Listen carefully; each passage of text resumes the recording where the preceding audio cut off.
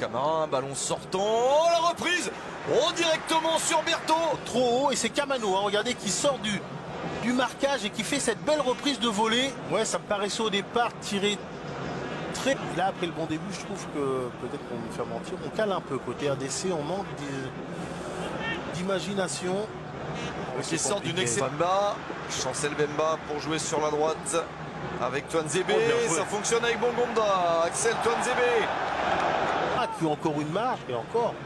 Sénégal, Côte d'Ivoire par rapport à ce qu'elle a fait ces derniers temps. Attention à cette balle dans la profondeur, un contact dans le début, on l'attend, hein, c'est un nouveau venu en sélection, il a très peu joué avec la RDC. Donc d'où on peut comprendre cette difficulté à finir les actions. Tentative de frappe, de loin, un ballon enroulé, très profite pour marquer le but du 1-0. Les Léopards sont devant. Quelle maîtrise sur ce but, quelle maîtrise. Perçu. Malheureusement, ça n'a pas suivi au niveau de montrer la ralenti. On espère plus tard. On a compris que c'était loin, ça. Ils ne peuvent plus défendre. Et puis à lui, Kayembe, il profite des appels qui se passent devant lui. Ce but-là. Ouais, mais vous avez raison, ils sont en train de nous montrer Ibrahim Koné. On va revoir tout ça. Est-ce qu'il est bien peu? Une bonne Guinée. Oh là là, il est loin parce que je pensais qu'il avait profité des appels de ses coéquipiers. Il est loin quand même, il a... À 30 mètres, non hein, ouais, il arrête à 30 mètres et il sent qu'il peut pas... Ça peut encore revenir. La sortie de Koné. Oh, d'une main, il n'a pas pu capter la balle. Le dégagement in extremis. Je ne sais pas si sa responsabilité est engagée. Ils seraient restés sur leur ligne, ne seraient pas partis au devant de ce ballon. Et finalement, le point de pénalty. Et après, il faut... Point de pénalty, SND qui... Ce centre, et derrière, il y a de la maladresse. Ça ne l'a pas des Sambé, qui est devancé. On le sent hésitant. Ouais, voilà, et ça ne ressemble pas à grand-chose. Du jeu à 2, jeu à 3, 4 joueurs concernés sur la même action pour trouver des décalages. Alors il contre SND. SND va plus vite, il est passé. Oh, la chute. Et le coup de sifflet inévitable. Aussi sur la gauche de Camara.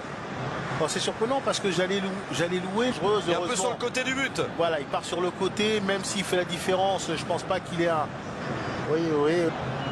Et il le remplace par Fiston Mayele, que l'on connaît par cœur et qui va en collectif. C'est un attaquant qui participe très bien aux actions collectives. C'est pas un attaquant numéro 9 esselé qui attend que ça vienne. Oh, ouais, c'est pas... On les sent... Bon, ils jouent, ils veulent... 1-0 comme ça pour eux. C'est quand même dommage de ne pas attendre un peu plus sa chance. Il est toujours là pour revenir sur le pied gauche.